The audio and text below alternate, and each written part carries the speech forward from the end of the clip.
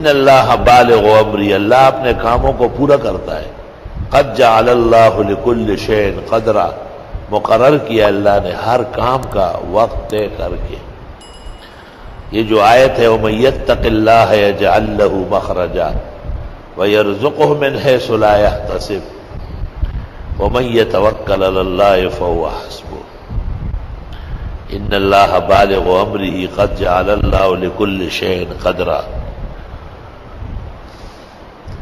یہ آیت کریمہ اکسیر ہے رشتے ناطے کے لیے عشاء کے بعد 7 ہفتے تک 75 مرتبہ رات کو عشاء کے بعد پڑھی جاتی ہے۔ شروع میں الحمدللہ آیت الکرسی اور اخیر میں درود ابراہیم۔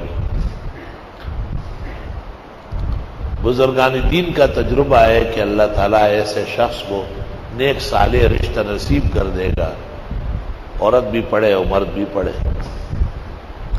اکثر بزرگان دین وَمَن يَتَّقِ اللَّهَ يَجْعَل لَّهُ مَخْرَجًا وَيَرْزُقْهُ مِنْ حَيْثُ لَا يَحْتَسِبُ وَمَن يَتَوَكَّلْ عَلَى اللَّهِ فَهُوَ حَسْبُهُ یا تک پڑھتے ہیں۔